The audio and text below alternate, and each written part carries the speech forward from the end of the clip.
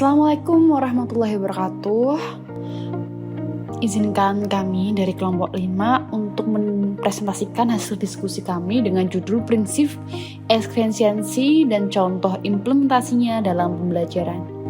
Adapun anggota kelompok kami yaitu yang pertama Aura Yoga Aulia, yang kedua Gayuh Permana, yang ketiga Alif Fazuroh, yang keempat Asnatul Deva, yang kelima Arlingga, dan yang keenam Anatsa Syiadah. Baiklah, sebelum menginjak ke materi, ada 5 prinsip pengembangan kurikulum yang harus diketahui, yaitu yang pertama relevansi, yang kedua fleksibilitas, yang ketiga kontinuitas, yang keempat efektivitas, dan yang kelima efisiensi. Kemudian pembahasan dari diskusi kali ini yaitu ada 2. Yang pertama konsep dasar efisiensi dan yang kedua yaitu implementasi prinsip efisiensi. Baiklah rekan-rekan sekalian, kita akan menginjak ke materi. Sebelumnya, apa sih yang disebut dengan prinsip efisiensi? Dan mengapa prinsip efisiensi dilakukan? Oke, mari kita bahas. Prinsip efisiensi merupakan prinsip yang mengoptimalkan sumber daya yang ada di sekolah. Jadi di sekolah itu apa yang ada di sekolah kita manfaatkan semaksimal mungkin, apa yang ada di sekolah kita optimalkan seoptimal mungkin. Dan mengapa sih harus dilakukan? Efisiensi dilakukan untuk memperdaya gunakan atau memanfaatkan sumber daya pendidikan yang terbatas sehingga tetap dapat tercapainya optimalisasi sesuai rencana.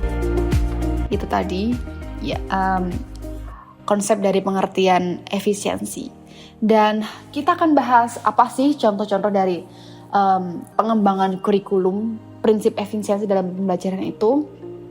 Baiklah, contohnya yang pertama yaitu ada pada materi pembelajaran seni budaya siswa SMP kelas 7 untuk semester 1 adalah sejarah tari dan praktik tari tradisional.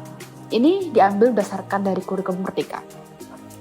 Dan seperti kita ketahui, di sini tidak semua sekolah memiliki sarana dan prasarana ruang yang luas untuk melakukan praktik tari. Oleh karena itu, pemanfaatan ruang kelas dapat dilakukan pada saat proses materi praktik tari tradisional berlangsung.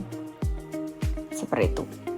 Nah, contoh penggunaan ruang kelas untuk proses pembelajaran praktek seni budaya seperti ada pada gambar ini. Karena tidak memiliki sanggar sekolah, maka memanfaatkan ruang kelas untuk menjadi ruang praktek. Seperti itu.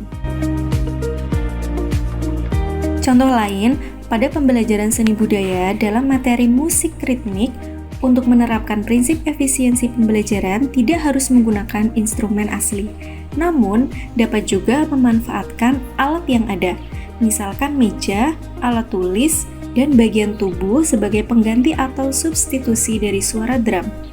Jadi, memainkan musik ritmik dilakukan dengan cara memukul-mukul meja, pensil, menepuk anggota tubuh dengan tempo yang berbeda-beda agar menghasilkan suara irama drum yang dinamis.